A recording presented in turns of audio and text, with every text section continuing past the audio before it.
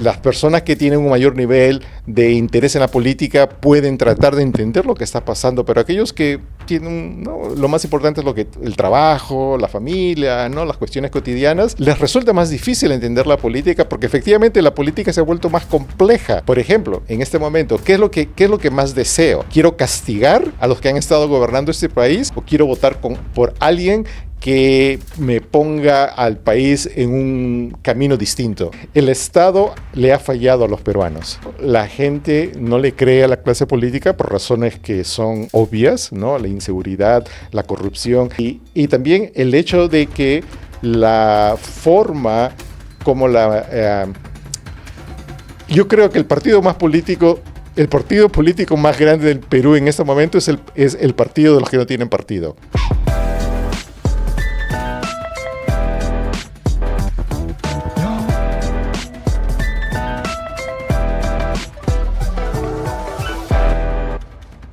¿Cómo votamos los peruanos? ¿Cómo se forma la opinión política en el Perú? Pareciese que vamos hacia una escalera del desencanto y de la fragmentación. Para eso ha venido al programa Julio Carrión para hablarnos de Desencanto, el libro recientemente publicado por el IEP. Julio, bienvenido al Buen Librero. ¿Cómo estás? Muy bien, muchas gracias por la invitación. Es un libro que hemos escrito con Patricia Zárate y Jorge Aragón, ¿no?, del IEP, y es un placer, ¿no?, conversar contigo sobre un tema que generalmente no es muy placentero, que es el estudio de la opinión pública peruana, ¿no? Quiero empezar por lo siguiente. Pareciese que los peruanos vivimos atrapados en una serie de creencias que ya asumimos como automáticas y ese automatismo es lo que nos lleva a elegir. Esta entrevista va a salir exactamente a 2 semanas de la contienda electoral. Contienda que ha llevado a ciertas movilizaciones de candidatos y por ahí algunos van a ver que los que estaban en un pelotón de fusilamiento, en el pelotón de otros, de repente pasan a estar terceros, o de repente ya segundos, o de repente ya estando ya en la pelea misma del electorado mismo. Claro. ¿Cómo votamos exactamente los peruanos, ¿no? Yo me quiero detener aquí en este tridente, ¿no? Creencias, actitudes y valores. En esta intersección se da justamente la pulsión por el voto de los peruanos, exactamente, ¿no? Y eso viene de la teoría clásica de opinión pública, ¿no? Es decir, las opiniones son el producto, ¿no?, de la confluencia de estas tres influencias, ¿no? Las creencias, los valores, ¿no?, las actitudes.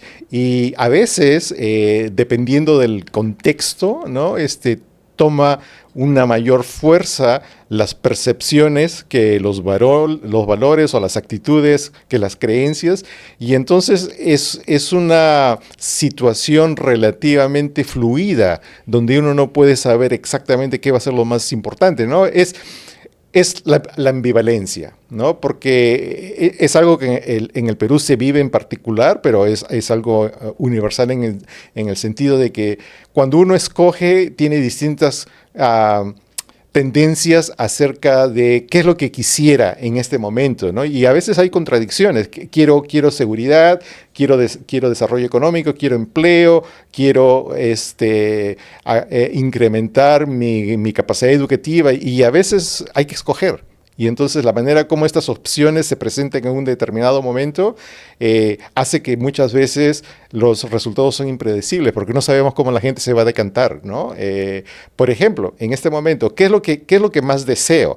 ¿Quiero castigar a los que han estado gobernando este país o quiero votar por alguien que me ponga al país en un camino distinto? Efectivamente. No se sabe. Claro. ¿No? Ahí, por ejemplo, usted hace la distinción entre masa y multitud. Por ejemplo, claro, la multitud puede estar siguiendo a una ideología o a una idea. La masa no necesariamente.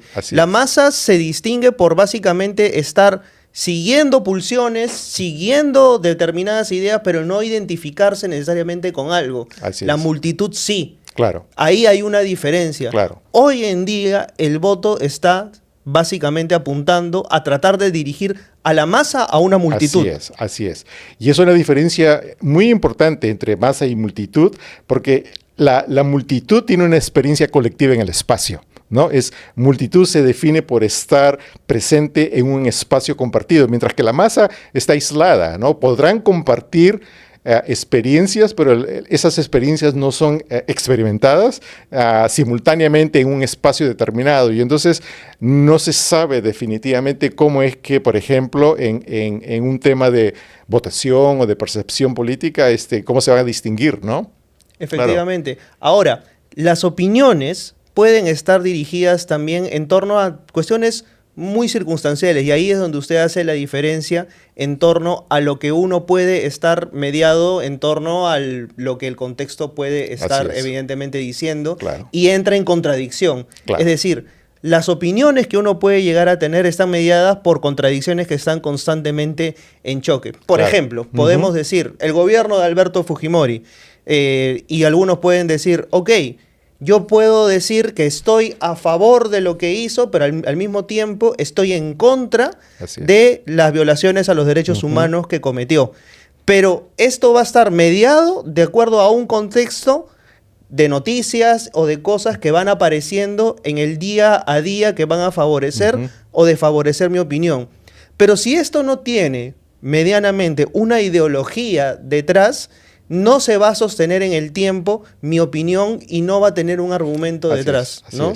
Es decir, la opinión de la masa es muy manipulable, entonces. Bueno, más que manipulable, yo diría es muy volátil porque no hay ejes que la anclen, ¿no? Que es una de las cosas que se ha perdido en el Perú. Es decir, el colapso de las ideologías, el colapso de los partidos políticos ha llevado a que la gente no tenga pistas que le ayuden a entender el proceso político, a entender la política, ¿no? Antes, cuando teníamos partidos relativamente fuertes, relativamente programáticos, más o menos la izquierda, más o menos la derecha, más o menos el centro, ¿no? Como que la gente podría utilizar esas pistas para organizar sus propios pensamientos, ¿no? Ahora, como eso básicamente ha colapsado en el Perú, es un poco más complicado, ¿no? O sea, las personas que tienen un mayor nivel de interés en la política pueden tratar de entender lo que está pasando, pero aquellos que tienen, ¿no? Lo más importante es el trabajo, la familia, ¿no? Las cuestiones cotidianas, les resulta más difícil entender la política porque efectivamente la política se ha vuelto más compleja, donde temas de seguridad, temas de corrupción, gente que dice ser de izquierda, pero que no propugna propuestas que a veces son socialmente conservadoras, o gente de derecha que dice, no, yo estoy a favor de los derechos humanos. La cosa es más compleja y entonces hace que la labor de la persona común y corriente sea más difícil, ¿no? Pero también porque exige estar constantemente informado y no necesariamente todas las personas están constantemente informadas. Y además porque hay un aluvión de información, es decir, hay ahora mayores fuentes de información disponibles, y si tú no tienes la intención o el tiempo o el deseo de informarte, se hace mucho más complejo, ¿no? En el segundo capítulo usted menciona, por ejemplo, que ha habido un desplazamiento a propósito de las preocupaciones de la población. Si bien es cierto, del 2006 al 2010, la preocupación principal de la población eran los temas económicos. Del 2012 a la actualidad, esta curva ha sido inmediatamente desplazada por el tema de la inseguridad, tema que también ahora compite casi en paralelo con el tema de la corrupción, que ha sido abordado en el tema del debate, creo yo, de manera muy piltrafuda por los candidatos en cuestión, que nos lleva también a una siguiente cuestión, ¿no? O sea, ¿qué perfil de candidato busca hoy el peruano de a pie? Uno que acabe con la corrupción, uno que acabe con la delincuencia, pero mediante qué medidas, y no le importa necesariamente cómo. Claro, ¿no? Y creo que ahí es interesante, algo que no hacemos en el libro, pero que hemos hecho recientemente en una presentación del Barómetro de las Américas, el votante que de una u otra manera se inclina a mencionar el tema de la inseguridad como el tema más importante, tiende a ser un poco más de derecha, mientras que el votante que menciona la corrupción como el problema más importante, como que se inclina un poquito más hacia la izquierda. Pero al fin y al cabo son dos problemas reales. Entonces, en el momento de decidir tu voto, el contexto del día anterior, de la semana anterior, puede cambiar mucho, ¿no? Porque si hay un caso de corrupción muy grande o si hay un caso de inseguridad muy grande, eso puede variar 2, 3, 4 puntos porcentuales de elecciones que puede determinar quién pasa a la segunda vuelta y quién no pasa, ¿no? Hay mucha fluidez y creo que el tema de la fluidez es el producto del hecho de que la vida política se ha vuelto más compleja debido a el tipo de partido que se tienen en el Perú, que son muy personalistas, que son en muchos casos simplemente la manifestación política de negocios de familia, y que por lo tanto lo que están haciendo es vender un producto que no está necesariamente anclado en una posición programática o ideológica, ¿no? Este desencanto también se ha traducido en un desencanto por los partidos. O Claro. sea, mucha gente antes se decantaba por decir, ok, yo me identifico con Así determinado partido. Así es. Hoy ya no. Claro, la caída es brutal, ¿no? Si la memoria no me falla, en el año 2006 aproximadamente un poco más del 30% se identificaba con un partido político. En la última medición apenas está por encima del 10%, ¿no? Entonces, eso significa que 90% de la gente tiene que decidir un voto donde básicamente no hay una identidad partidaria. Entonces, ¿qué es lo que determina? Es el candidato, son las posiciones específicas, es la creencia en que esa persona va a hacer algo que realmente está prometiendo o es simplemente el rechazo a otro, ¿no? Y además están las dinámicas de las dos vueltas, ¿no? La gente vota de manera distinta en la primera vuelta y en la segunda vuelta, ¿no? En la primera vuelta como que hay la esperanza de que esta vez escojamos de manera buena. En la segunda vuelta los antis, como dice, ¿no?, Carlos Meléndez, toman fuerza, ¿no? Quiero votar contra la otra persona más que por esta persona, porque al fin y al cabo no hay esta identidad fuerte con alguien que represente una opción programática o ideológica, ¿no? Que tengamos 35 candidatos y, por ejemplo, en las encuestas los resultados arrojen 11, 12% para los candidatos que están primeros, y esto también refleje el hecho del desencanto por los partidos, y que una candidata en el debate diga, represento el partido más grande del Perú, y que veamos en el muestrario que tú nos entregas al día de hoy que ningún peruano de a pie se identifica con un partido necesariamente y que eso sobrepase más del 10%, ¿qué nos da a entender? Claro, nos da a entender que primero la gente no le cree a la clase política por razones que son obvias, ¿no? La inseguridad, la corrupción. El Estado le ha fallado a los peruanos, ¿no? En educación, en salud, en seguridad. Y también el hecho de que la forma como yo creo que el partido político más grande del Perú en este momento es el partido de los que no tienen partido, ¿no? Y eso significa entonces que estamos a 3 semanas, menos de 3 semanas de las elecciones, y más del 30% de la gente no tiene idea de por quién va a votar. No porque hay muchos indecisos, pero es una indecisión que no está causada porque estos candidatos son muy buenos y son tan buenos que no sé por cuál voy a elegir, sino porque, Dios mío, ¿qué diferencia hay entre uno y el otro? ¿Cuáles son los mensajes? O sea, por ejemplo, en el debate que hemos tenido en los últimos días, ¿cuáles son los eslogans más importantes de los candidatos más importantes, ¿no? O sea, no podemos reconocer un mensaje consistente que vaya más allá de, ¿no?, las ofertas tradicionales yo les voy a dar seguridad, yo voy a combatir la corrupción, yo voy a hacer esto, lo otro, pero bueno, ¿cómo?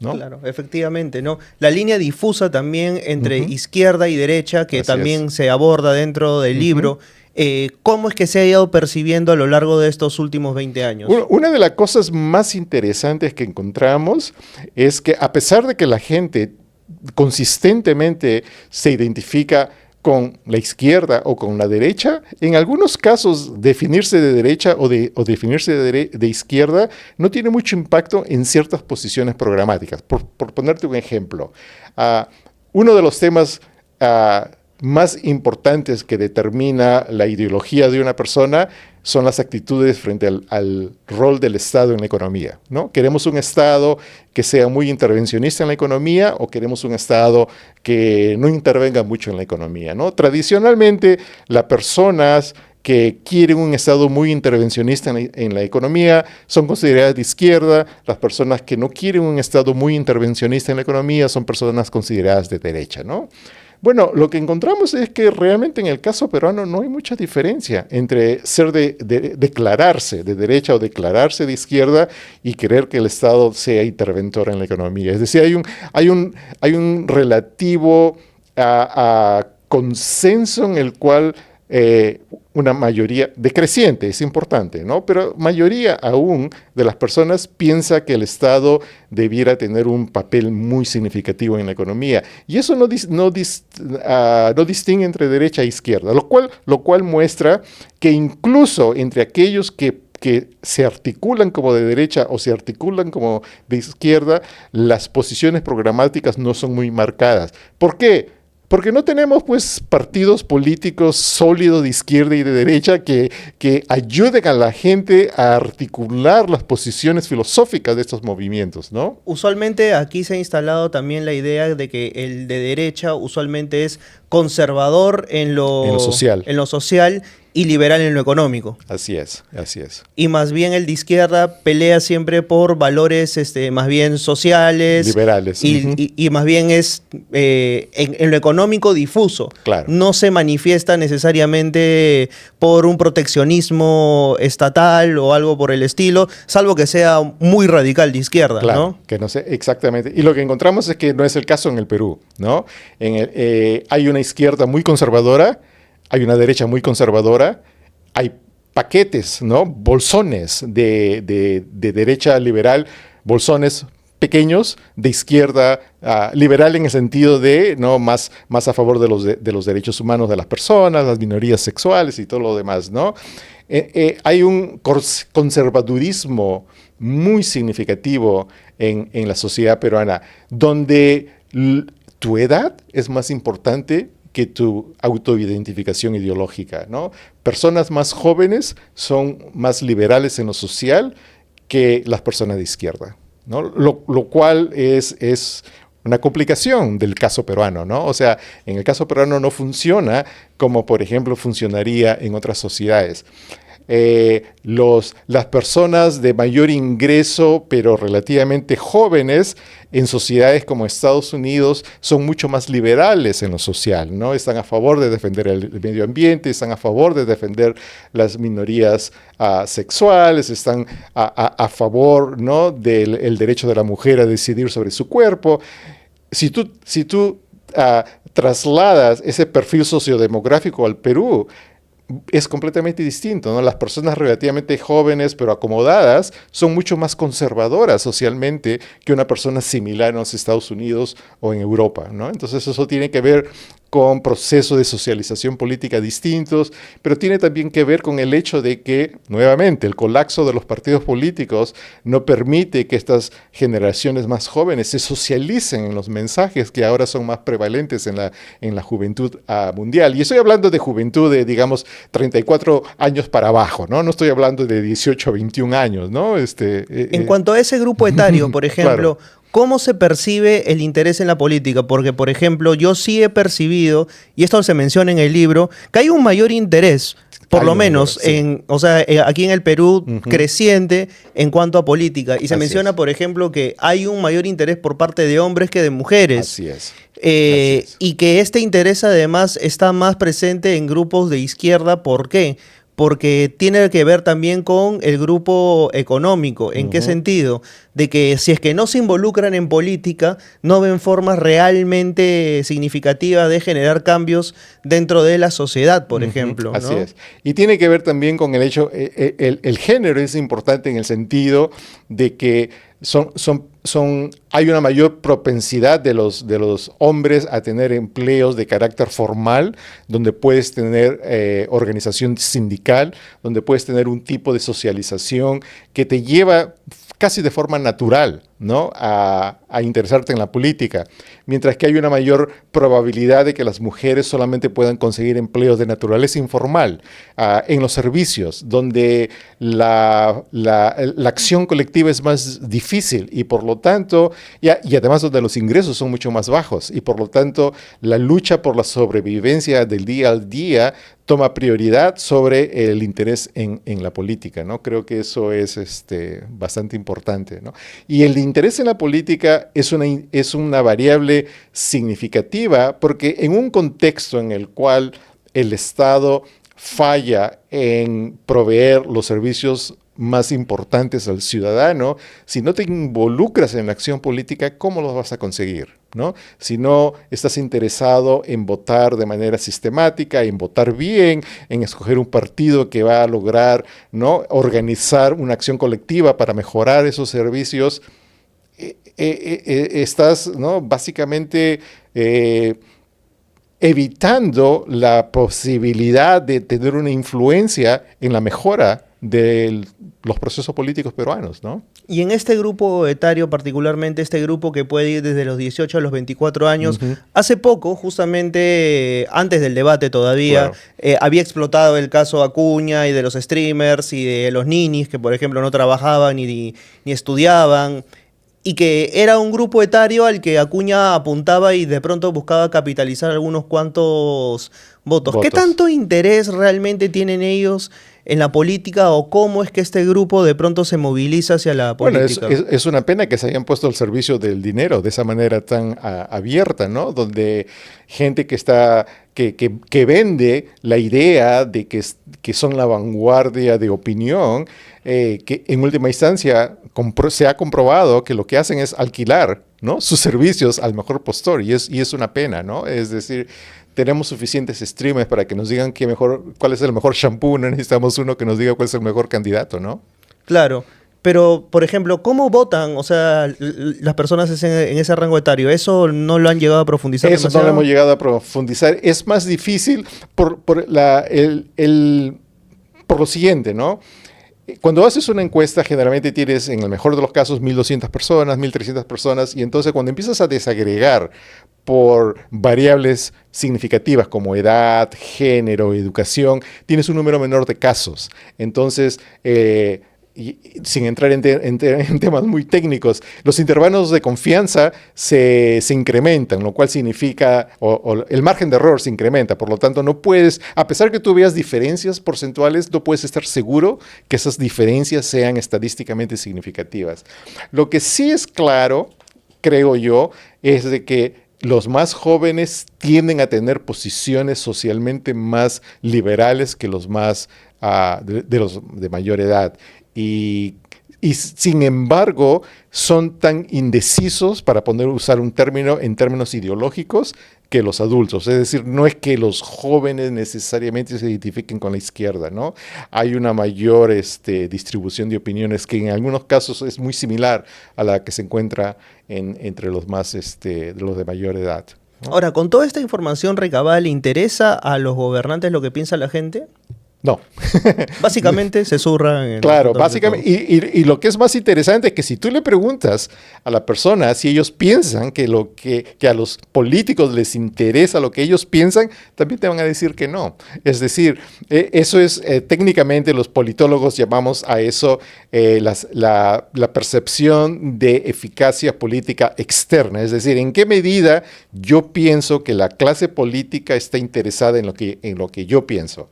Y apenas algo más del 20% piensa que a la clase política le interesa lo que yo pienso, ¿no? Y eso significa que hay un gran cinismo, ¿no? A estos no les interesa lo que yo pienso. Por lo tanto, ¿no? ¿Qué tipo de sistema político tenemos si a ellos no les interesa lo que yo pienso? junto con la percepción de que todos ellos son muy corruptos, ¿no? Como más del 80% de los políticos son corruptos de acuerdo con las encuestas, ¿no? La gente percibe, ¿no? No estoy diciendo que efectivamente más del 80% de los políticos sean corruptos, pero hay esa percepción ciudadana de una corrupción generalizada. Entonces, si tú combinas esta percepción generalizada de corrupción con la percepción de que a los políticos no les interesa lo que yo pienso, ¿cuál es el camino entonces que le queda a la gente, ¿no? Entonces, en general es, ¿no?, el aislamiento de la política, es decir, el bajo interés en la política, o es el involucramiento en organizaciones de sociedad civil o partidos, o en algunos casos el abrazar opciones de naturaleza radical, ya sea de derecha o de izquierda, ¿no? El radicalismo viene en dos sabores, ¿no?, de derecha y de izquierda. Lo cual genera un ambiente o un contexto en el cual podemos tener sorpresas electorales, ¿no? Como en el 2021 o tal vez en este año, quién sabe, ¿no? Y uno se pregunta, ¿de dónde salieron estos candidatos? Bueno, si tú examinas con cierto detenimiento las encuestas de opinión y te das cuenta que la gente está muy enojada, bueno, el producto de ese enojo es lo que estamos teniendo, ¿no? Siempre me pasa lo mismo. Un libro me lleva a otro libro. Y usualmente ese libro no está en mi biblioteca. Pero todo eso se terminó desde que conozco a Busca Libre. Lo mejor de todo es que llegan a la puerta de tu casa. Llegan también a todas partes del Perú, incluso a Estados Unidos y Europa. Busca Libre, todos los libros que necesitabas a solo un clic de distancia. Cabe aquí, decir, por ejemplo, que el desencanto podría ser una forma de control en términos de Bourdieu, podría ser violencia simbólica, basta que te marginen para que básicamente te hagan creer que esas son las normas que se han impuesto, que nada va a cambiar y que de esa manera, pues básicamente se ha establecido un sistema que va a mantener las reglas del juego de esa manera. Para ponerlo no en palabras más simples, porque bueno, Bourdieu precisamente no se caracteriza por hablar de manera simple, pero claro, en el sentido de que quiero venderte la idea de que no hay manera de solucionar los problemas, ¿no? Esto está terrible, no trates, ¿no?, de solucionar los problemas. Creo que es justamente contra eso lo que necesitamos luchar, es justamente necesitamos combatir este pesimismo que puede generar una inercia o una apatía que en última instancia va a agudizar los problemas en lugar de mejorarlos. Por eso que creo que es importante examinar la opinión pública, ¿no? Para examinar justamente el enojo y tratar de entenderlo y hacer algo al respecto, ¿no? Entonces creo que sí, efectivamente, como tú mencionas, Bourdieu no está equivocado, pero es justamente el reconocimiento de que el enojo puede llevar a la apatía. Es importante luchar contra esa apatía, ¿no? Efectivamente. Ahora, si es que a los gobernantes no les interesa, si es que la gente no está dispuesta a tratar de cambiar las cosas y los radicalismos son una solución, ¿cómo es que la gente se ha terminado inclinando por estos radicalismos en los últimos años? Creo que simplemente porque son las opciones que están ahí, ¿no? Y porque la falta de interés en la política hace que muchos sean influenciados por mensajes simples o por mensajes que logran apelar a grupos minoritarios que son suficientes para llegar a una segunda vuelta. Y en la segunda vuelta, bueno, la gente qué opciones tiene, ¿no? Entonces creo que justamente la apatía es uno de los factores que es importante luchar contra ella, porque puede generar resultados como los últimos 10 años, donde ¿no? aquellos que han llegado al Congreso, lo único que han hecho es gobernar a favor de sus propios intereses personales, familiares, de empresas, ¿no? O de otros intereses que no sabemos precisamente de dónde vienen, ¿no? Pero que no son necesariamente los nacionales, ¿no? En ese sentido, por ejemplo, ¿creerías que los candidatos que están postulando van a tener mayores réditos si es que se inclinan a alguno de estos radicalismos, como ya estamos viendo que algunos ya están proponiendo? Claro, ¿no? Es un mensaje, ¿no? Es un mensaje. Creo que hay un bolsón de votantes que puede ser atraído por mensajes radicales, tipo Bukele, ¿no? Un radicalismo de derecha, que aquí lo que hay que hacer es, ¿no? Aniquilar a todo el mundo, no respetar los derechos humanos, porque bueno, ellos no respetan nuestros derechos humanos, o un radicalismo desde la otra perspectiva, en el sentido de que te tratan de vender el mensaje de que aquí lo único que se trata es de que el Estado se haga carga de todo, ¿no? Donde en un contexto en el cual el Estado no logra ofrecer en los últimos 20 años los productos de los cuales es responsable, ¿no? Entonces, ¿le quieres dar más cosas a eso? Sí, o sea, porque en ese sentido muchos candidatos, ahora en los debates, por ejemplo, han soltado o deslizado cuando menos la idea de sacar a los militares a las calles. Claro. Y ahí muchos han propuesto, por ejemplo, la idea de, ok, el autoritarismo, no sé con qué idea, o sea, pasado la Guerra Fría, parece que se quedaron estancados en ese momento. Pero, ¿cuál es la percepción, por ejemplo, que se tiene estadística a propósito de favorecer golpes militares, por ejemplo? Muy alta en el Perú, mucho más alta que en el promedio latinoamericano, desafortunadamente. No solamente a favor de golpes militares, sino también a favor de golpes presidenciales. Es decir, hay una disposición a apoyar a que el presidente gobierne sin congresos, a que se cierre el Congreso. La gente desafortunadamente piensa que opciones antiinstitucionales pueden ser una solución a los problemas, ¿no? Lo cual se ha demostrado, no solamente en el Perú, sino en varios otros países latinoamericanos, de que no, eso no resuelve los problemas. Es cierto, la democracia peruana es muy defectuosa. Es cierto, la democracia peruana no ha logrado dar solución a problemas de salud, de educación, de seguridad. Todo eso es cierto, pero eso no significa que la solución es eliminar la democracia. La solución es hacer que la democracia funcione mejor. ¿Cómo? Teniendo partidos programáticos, partidos organizados en función de ideas, partidos más fuertes donde los militantes tengan efectivamente un control de sus dirigentes, ¿no? Partidos democráticos.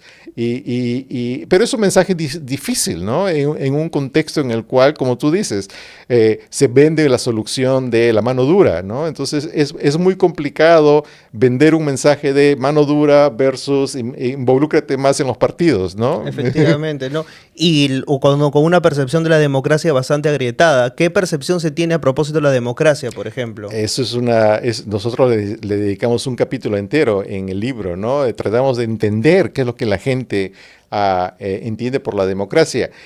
Y hay dos maneras de examinar eso, ¿no? Una es preguntándole abiertamente, ¿puede usted definirnos de manera muy breve qué entiende por la democracia? Que son las preguntas abiertas. Y la otra es, bueno, te ofrezco un menú de 4 o 5 opciones, ¿cuál cree usted que define la democracia, ¿no? En general, lo que uno encuentra cuando se hace las preguntas de naturaleza abierta es que la gente tiende a identificar la democracia con derechos humanos, con libertad, con elecciones, ¿no? Hay un fuerte énfasis en los aspectos relacionados con lo que se podría llamar el aspecto de libertades.